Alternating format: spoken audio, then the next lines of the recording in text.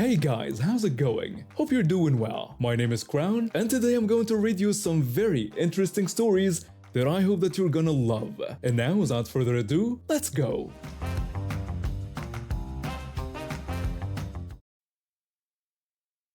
I've been in the Navy Reserve for about 6 years now. Every month I have to do what we call a drill weekend. Basically 2 days of training and duties. Usually it's pretty routine, but this one weekend in Detroit turned into something I'll never forget. The hotel they put us up in wasn't anything fancy, just your standard 3-star place with decent beds and clean rooms. I've been there before, and usually it was pretty quiet. Perfect for getting that much needed rest before early morning duties. That Saturday started like any other drill weekend. I got through my duties, grabbed dinner at a local place, and was back in my room by 8 p.m., planning to get some good sleep before my 6 a.m. start the next day. Everything was fine until about 10 p.m. when I heard voices in the adjoining room. At first, it was just a couple with their kid and some friend. The walls were thin, and there was one of those connecting doors between our rooms, but I figured they'd quiet down soon enough. 2 more people showed up, and suddenly it turned into a full-blown party. Music started playing, people were laughing and shouting, and their kid was running around screaming. It was like they forgot they were in a hotel with other guests. After trying to ignore it for about half an hour, I decided to be reasonable and just talk to them. I got up and knocked on their door. I politely explained that I needed to work early the next morning and asked if they could keep the noise down. The man at the door responded rudely, claiming they weren't even being loud and questioning how I could hear them. When I explained about being in the next room with a connecting door between us, he just said, "Yeah, okay," and shut the door in my face. I went back to my room thinking maybe they'd take the hint anyway, but about 45 minutes later they were even louder than before. I could hear everything, their music, their conversations, even their kid jumping on the bed. So I called the front desk to complain. That's when things got interesting. I heard their room phone ring, and after a brief conversation, I heard the same guy who'd answered the door tell his friends that if I thought they were loud now, I should wait until later. And true to his word, they cranked everything up. The music got louder. They started practically shouting their conversations, and at one point, I swear they were banging on the connecting door just to annoy me. They were being loud on purpose now, just to spite me. I tried putting in earplugs, using a white noise app on my phone, even putting a pillow over my head. Nothing helped. Finally, around 1 a.m., sheer exhaustion took over, and I managed to fall asleep. My alarm went off at 5:30 a.m. As I lay there, slowly waking up, I could hear them all passed out in the next room. Snoring, of course, because why wouldn't they be? That's when I had my idea. I got up and quietly unplugged the hotel room's alarm clock. These older models had pretty decent speakers on them, and more importantly, they had an alarm that could be set to radio mode. I carefully moved it over to the connecting door and positioned it so the speaker was right against it. Then came the fun part. I turned the radio on and found that sweet spot between stations. You know, where it's just static and noise. I cranked the volume all the way up, made sure the alarm was set, and got myself ready for the day. At 6:05 a.m., just as I was about to leave, I set the alarm for 6:10 a.m. The beauty of my plan? That connecting door was on their side too, which meant they'd have to somehow reach through it to stop the noise. And since these old alarm clocks keep ringing until you physically turn them off, well, you get the idea. I could imagine them freaking out, with Karen yelling at the front desk about the noise and demanding they do something about it immediately because her child was trying to sleep. The front desk would have to explain that I'd already checked out, leaving them helpless to stop the blaring static. I never did find out exactly what happened after I left, but I like to think they learned a lesson about hotel etiquette. Or at the very least, they had a very unpleasant wake-up call to match the one they gave me the night before. I made sure to stop by the front desk on my way out. I sweetly told them that my alarm clock seemed to be malfunctioning, stuck between stations, and refusing to turn off. I explained that I had to unplug it to make it stop and suggested they might want to send someone up later to check on it. The front desk clerk thanked me and assured me they would take care of it. I'm a former college athlete who had to give up my swimming scholarship after a severe motorcycle accident left me with a permanently damaged knee. After multiple surgeries and intense physical therapy, I can walk normally, but I need to wear a medical knee brace whenever I plan to be on my feet for more than an hour. I work as a swimming instructor at the local community center, teaching kids the basics. The brace helps me demonstrate techniques and stay in the water for extended periods. I've been doing this for about 2 years now, and it's been great. Well, until last week. I was sitting on one of the benches near the pool, waiting for my next class to start. I always arrive early to put on my gear and prepare the equipment. While I was adjusting my knee brace, this kid, probably around 8 or 9, came running up to me. The kid excitedly asked if my brace was like Iron Man's suit. I gently explained to him that it wasn't. It was a medical brace that I needed to help me walk and swim. Then his mother appeared, and oh boy, was she a Karen. Designer swimsuit, oversized sunglasses, and that infamous haircut. She looked at my brace like it was the latest iPhone her precious angel just had to have. She immediately started demanding that I let her son try on my whatever that is because he really liked it. I tried to explain that it was medical equipment that I needed for work and movement, but she dismissed my explanation as ridiculous, insisting it was just a brace and her son would only wear it for a few minutes. I told her that I literally couldn't walk properly without it and that it wasn't a toy. That's when the kid started whining, pulling at his mother's arm and crying about wanting to be like Iron Man. Karen used this as ammunition, telling me I was making her son upset and reminded me that he was just a child, as if that was supposed to change my medical needs. When I again refused, telling her this was medical equipment I needed and asking her to leave me alone, she got even more aggressive. She had the nerve to claim I wasn't actually disabled since she'd seen me walking around fine. She actually reached down and started trying to undo the straps of my brace. That's when my instincts from years of swimming and self-defense classes kicked in. As she bent down to grab at my brace, my bad knee came up reflexively and caught her right in the chest. She stumbled backward, gasping for air. Between wheezes, she threatened to call security, claiming I had assaulted her. I told her to go ahead, saying I'd be happy to explain how she tried to forcibly remove medical equipment from my body and reminded her that the security cameras caught everything. The lifeguard, who had been watching the whole thing, was already on his way over with the center's security guard. Karen's face went from red to pale when she realized there were witnesses. When the security guard asked if there was a problem, Karen tried to claim I had attacked her. The lifeguard immediately stepped in, telling her that he had witnessed her trying to remove my medical equipment and that what she did was assault. The security guard told her to come with him to discuss proper pool behavior and respect for other people's medical devices. The kid started crying, but not because he wanted my brace anymore. He was mortified by his mother's behavior. He called out his mother, saying she had only told him it was okay to ask, not that she was going to steal it. Karen tried to play it off like she was just joking around, but the security guard wasn't having it. They escorted her to the office, and I later found out she got banned from the community center for a month and had to sign an agreement about respecting other people's medical equipment. The kid came back with his dad the next week for his regular swimming lesson. His dad apologized profusely for his wife's behavior, and the kid gave me a handmade card with Iron Man on it, apologizing for wanting my super leg.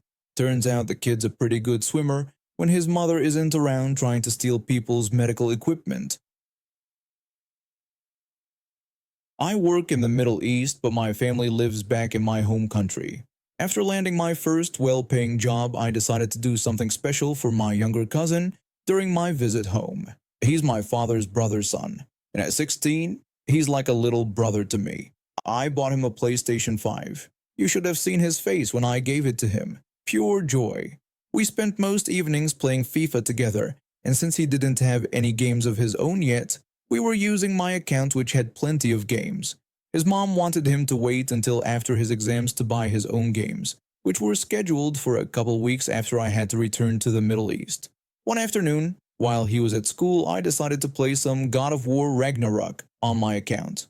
I was deep into the story when he came home from school. As soon as he saw me playing, he completely lost it. He yelled at me, demanding that I not touch his PlayStation 5.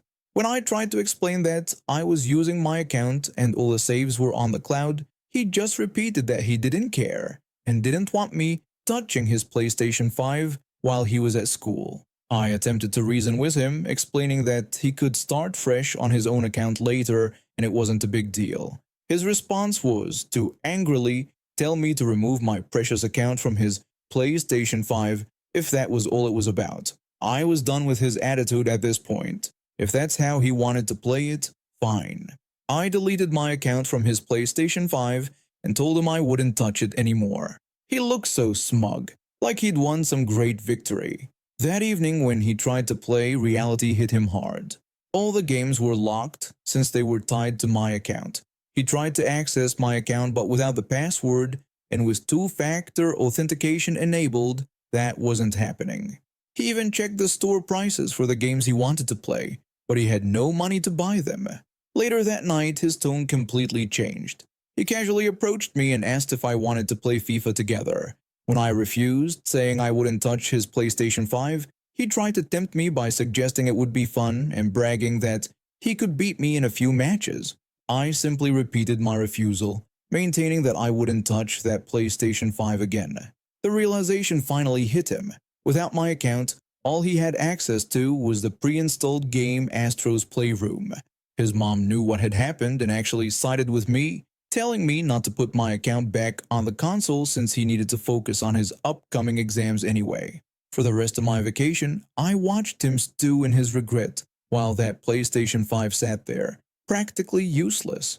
No matter how much he begged, I stood my ground. His mom later told me that after I left the country, he gave her a genuine apology for his behavior, which she made him relate to me over the phone. I could tell he meant it, but by then, I was already back in the Middle East. A few months later, during a video call with my aunt, she shared something interesting. My cousin had started doing odd jobs around the neighborhood, mowing lawns, helping elderly neighbors with groceries, and even tutoring younger kids in math, which was his strong subject. When she asked him why he suddenly became so industrious, he admitted he was saving up to buy his own games. What really touched me was when she told me he'd made a detailed budget spreadsheet. He calculated exactly how many lawns he'd need to mow and hours he'd need to tutor to afford each game. More surprisingly, he'd started being more mindful about money in general. When his friends suggested going to expensive fast food places after school, he'd counter with more budget-friendly options or suggest hanging out at home instead. The next time I visited, about 6 months later, things were different. He proudly showed me his small but growing game collection, all purchased with his own money. But what really got me was when he insisted on treating me to ice cream from his savings, saying he wanted to thank me properly for the PlayStation. We ended up having a long chat about how the whole incident had changed his perspective on gift-giving and appreciation. He confessed that before the PlayStation incident, he'd never really thought about how much things cost or the effort people put into giving gifts. Now, he said, he thinks twice before asking his parents for anything, and when they do buy him something, he makes sure to show genuine gratitude. His mom later told me that his grades had actually improved too. Apparently, having to work for his games made him better at managing his time. He'd complete his homework efficiently so he could fit in both his part-time work and gaming sessions. I didn't want to be too hard on him since he's just a teenager, but the lesson definitely hit home. His mom handled the rest of the disciplining after my bit of malicious compliance, and I hear he's been much more appreciative of things since then. These days, whenever we play FIFA together, there's a different energy to our matches. The games might be the same, but the person I'm playing with has grown in ways that go far beyond gaming skills. I've been living in this rental house in Toronto for about 3 years now. It's a decent place, nothing fancy, but it suits my needs. I work from home as a freelance graphic designer, which means I need to be able to get out of my driveway at a moment's notice if a client wants to meet in person. That's where the problem with my neighbor started. My neighbor runs a landscaping business, which transforms into a snow removal service during winter. You'd think someone in that line of work would be considerate about snow removal, but nope. This guy is the most entitled business owner I've ever met. When I first moved in, things were okay. We'd wave occasionally, and that was about it. But then he started getting contracts with bigger properties, and his ego grew with his business. He bought more equipment, snow blowers, plows, the works, and hired this poor guy who has to do all the manual shoveling while he sits in his heated truck. The real trouble started last winter when he began clearing the snow from his lot. Instead of disposing of it properly or spreading it evenly, he deliberately started plowing it right in front of my driveway. I'm talking about massive piles that would take hours to clear by hand. One morning after a heavy snowfall, I caught him in the act. I confronted him about pushing snow onto my driveway. He smugly replied that he was just clearing his property and asked if I had a problem with that. When I pointed out that he was deliberately pushing snow onto my driveway, he just claimed that's where the plow naturally pushed it, and there was nothing he could do. I told him I'd seen him intentionally turning the plow toward my driveway. He just challenged me to prove it, smirked, and walked away. I was furious. I went to my landlord, thinking surely he'd help sort this out. I explained to the landlord how his friend was deliberately blocking my driveway with snow from his lot. The landlord just reminded me that snow removal was my responsibility according to the lease. When I insisted that it was the neighbor's snow and he was doing it on purpose, the landlord defended his friend, saying he'd known him for years and that I must be misinterpreting things. Even when I mentioned having video footage of the neighbor doing it, the landlord just told me to deal with it, claiming that's what he was paying me to do. I wasn't paying him, he was my landlord, for crying out loud. But it was clear he wasn't going to help. I stewed over this for a few days, watching as the neighbor continued his passive-aggressive snow warfare. Then one morning, after he'd spent hours meticulously clearing his pathway to showcase to potential clients, I had an idea. I waited until he left for his morning coffee run. Then I grabbed 2 large buckets from my garage, filled them with water, and casually walked over to his property. His freshly cleared pathway looked pristine, perfect for a little modification. With precise movements, I poured the water along the entire length of his pathway. In the minus 15 degrees Celsius temperature, I knew exactly what would happen. Within 2 hours, his showcase pathway had transformed into a miniature skating rink. When he came back, I heard him cursing loudly from inside my house, shouting and demanding to know who had done this. I opened my window slightly and called out to him, pointing out that we both seemed to be having trouble with unwanted water movement between our properties, and made a comment about the crazy weather. He looked at me, then at his icy pathway, then at my driveway, where he'd been dumping his snow. The message was clear. He called me insane, but I just casually mentioned that I had a whole hose inside and winter wasn't over yet. I told him the choice was his. The next morning, I noticed he was plowing his snow into a neat pile on his own property. Funny how a little taste of his own medicine cleared things up. Haven't had a problem since, though I keep those buckets ready, just in case he needs a reminder about good neighborly behavior. And now we have reached the end of today's stories. Thank you for watching, and see you next time.